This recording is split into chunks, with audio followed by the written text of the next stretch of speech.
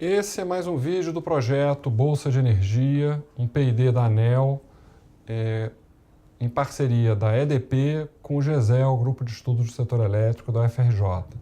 Nosso tema aqui é desenhos de mercado atacadistas de energia. Com a crise financeira do setor elétrico, a partir de 2013, com a crise hidrológica, nós tivemos um funcionamento ruim do mercado atacadista. Isso é comprovado pela quantidade de vezes que o regulador e o governo tiveram que, em regime de urgência, mudar as regras de comercialização e a forma de comercialização de energia para comportar a solvência do mercado. A solvência veio sendo ameaçada várias vezes desde 2013 até agora, empréstimo do Tesouro, empréstimo via CCE, bandeiras tarifárias, mudança do teto do PLD, uma série de mudanças foram feitas para manter o sistema solvente, o que prova que ele não é robusto. Mas a questão é, o problema ele está no desenho do mercado ou está na sua implementação? Né? Para coletar subsídios para isso, o GESEL escreveu um texto com base num outro P&D, com a Eneva, e nós vamos trazer ele para esse material de referência do projeto. A gente vai trazer uma série de exemplos internacionais de estruturação de mercados atacadistas ao redor do mundo que possam servir como inspiração, ninguém quer transpor nada, mas como inspiração para eventuais melhorias no modelo brasileiro. O livro é esse aqui, é um P&D com a Eneva, sobre regulação econômica da geração termoelétrica, é um dos capítulos desse livro que está disponível no site do projeto, projetobolsadenergia.com.br. Pois bem, os mercados atacadistas de energia, eles têm dois desenhos básicos, né? Um, de uma certa forma, mais antigo ou menos evoluído, que são os esquemas de comprador único. Vários países adotaram esse tipo de desenho de mercado. E você tem também desenhos onde você tem um mercado de curto e, eventualmente, um mercado de curto e de longo prazo de comercialização de energia, sem que necessariamente você tenha que passar por um comprador único, né? A gente estudou uma série de mercados que têm essas características e a gente selecionou desenhos onde você tenha desenho de mercado onde você tenha alguma presença de receitas fixas ou de receitas previsíveis para os geradores, o que, dado as condições brasileiras, onde você tem uma tendência a preços de curto prazo muito voláteis e pouco previsíveis, nos parece que é uma condição essencial para a sustentabilidade de um modelo semelhante ao brasileiro. Pois bem, o esquema de comprador único, ele é adotado por vários países, alguns países adotaram em algum momento e depois evoluíram para uma outra coisa, mas basicamente você tem uma empresa estatal, que normalmente é a grande empresa estatal da fase anterior à liberalização, que é o comprador único, né? E os geradores, eles são um misto entre estatais e empresas privadas. Isso é uma forma de desobrigar a empresa estatal de fazer todos os investimentos para sustentar o crescimento do setor. Ela mantém, eventualmente, ela e outras empresas estatais, mantém um parque gerador expressivo, mas você começa a contratar nova geração através de leilões, através de modalidades de licitação, a partir do comprador único estatal. A China é assim, a State Grid funciona como comprador único, é uma empresa de distribuição e de transmissão, mas ela é o comprador único da geração e ela compra energia de uma série de empresas estatais e também, em escala menor, de empresas privadas instaladas na China. A Coreia do Sul, a mesma coisa, a KEPCO é o comprador único e empresas públicas ou privadas fazem ofertas de preços dentro de um esquema de comprador único. O México funcionava assim até 2014, até a reforma de 2014. A CFE é a grande empresa de distribuição e transmissão, detentora de grande parcela da geração, ela é o comprador único era o comprador único para a geração privada, né? Pois bem, os mercados de curto prazo, vimos o comprador único, mas tem mercados baseados em contratação quase que exclusivamente de curto prazo, ou pelo menos isso é uma peça importante do desenho de mercado. Os mercados de curto prazo, eles podem ser de dois tipos. Um é o que chama de gross pool, onde todos os geradores oferecem, no curto prazo, toda a sua capacidade instalada para a geração de energia, independentemente dos contratos. Isso é o que ocorre no Brasil, mas ocorre em outros lugares também. Por exemplo, nos Estados Unidos é assim, os contratos são financeiros e o despacho ele é feito com base num leilão de curto prazo, onde os contratos não são levados em conta. A contratação de curto prazo é o que interessa para fins de determinação de geração. O outro desenho é o tight pool. O tight pool é basicamente o modelo europeu. No modelo europeu, você tem contratos, eventualmente tem contratos de prazos maiores, que são contratos físicos, que envolvem entrega física de energia.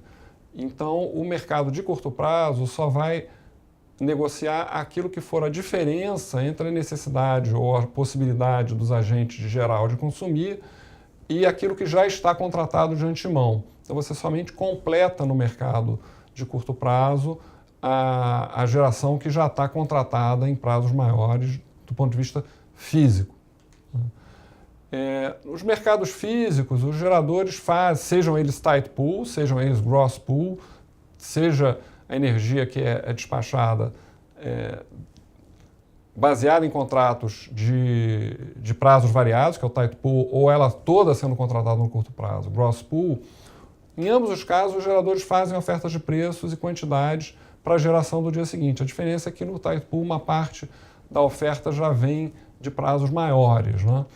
Os consumidores, por sua vez, eles informam seus requerimentos de energia hora a hora. Os preços e quantidades a serem geradas decorrem de encontro de oferta e demanda.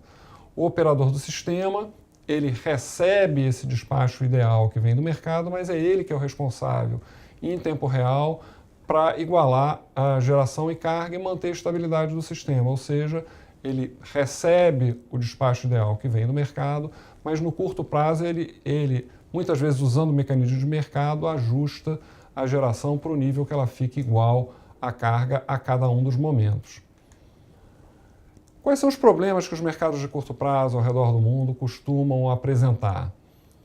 Um problema característico dos mercados de curto prazo é que o preço ele tende a ser bastante volátil, mais em alguns lugares, no caso do Brasil o preço é extremamente volátil, menos em outros lugares, mas sempre é um preço relativamente volátil, basicamente devido ao fato de que você não estoca energia elétrica. Então, em tempo real, se eu tenho um descasamento, uma oferta um pouco maior, ela necessariamente leva a um preço muito maior no curto prazo. Então, tendem a ser mercados com preços relativamente voláteis.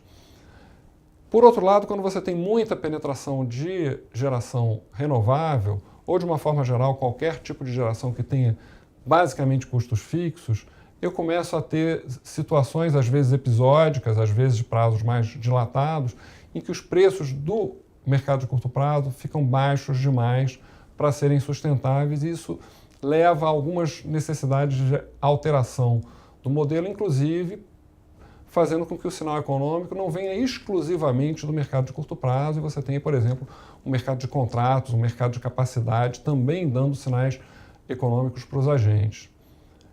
Por outro lado, os mercados apenas de energia, eles têm detectado uma dificuldade, que é o problema do missing money, que o gerador menos eficiente do mercado, ele sempre tem dificuldade de se sustentar. O menos eficiente é a térmica mais cara.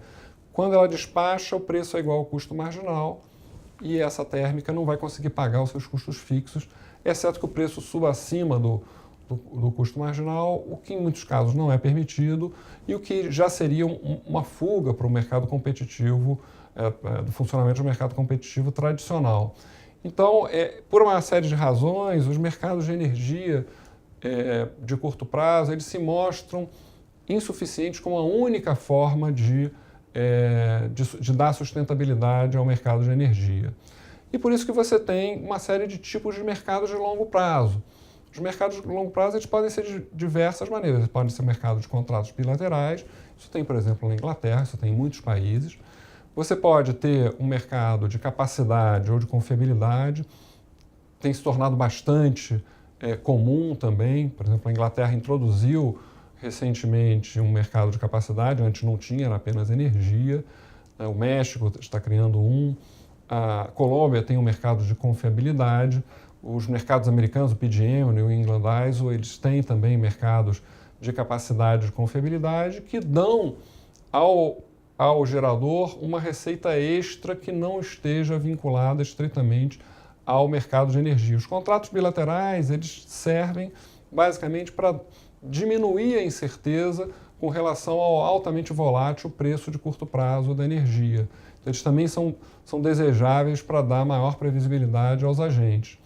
Por outro lado, você tem alguns países, por exemplo, é o caso do Peru, é o caso do Chile, é o caso do Brasil, que têm leilões de contratação de longo prazo da energia como forma de dar institucionalizada, de dar previsibilidade de receita aos geradores e previsibilidade de preço aos consumidores. Né? No caso do Brasil, ele é um caso onde você tem um modelo baseado em contratos de longo prazo compulsórios. E isso é adequado para estimular a expansão do sistema. Justamente aqui a gente tem um desenho onde a receita, sobretudo dos novos geradores, ela não está estritamente vinculada aos preços de curtíssimo prazo da energia, o que dá uma previsibilidade suficiente para viabilizar e baratear a construção de novos empreendimentos de geração. Aliás, o Brasil é uma referência internacional para esse tipo de contratação competitiva para contratos de longo prazo. O problema não está, propriamente dito, em ter contratos de longo prazo. Isso, na verdade, é até reconhecido como um diferencial interessante do modelo brasileiro. Mas o modelo como um todo se mostrou financeiramente frágil durante a crise hidrológica, haja vista a grande inadimplência que a gente vem experimentando há ano e a grande quantidade de mudanças substanciais, inclusive na alocação de risco dentro do mercado, que foram feitas para manter o sistema funcionando minimamente.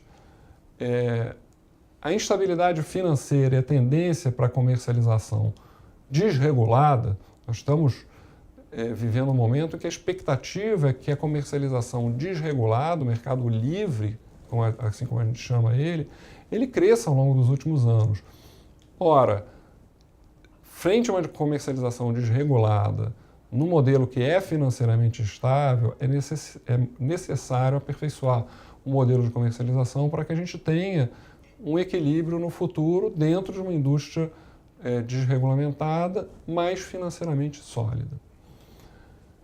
Pois bem, então aqui a gente está apresentando apenas os melhores momentos, né, de um texto que a gente desenvolveu para um outro P&D da Eneva. Esse texto está disponível no site, uma apresentação do texto está disponível no site também. Vocês podem consultar isso no site, que é o projetobolsadenergia.com.br. É isso.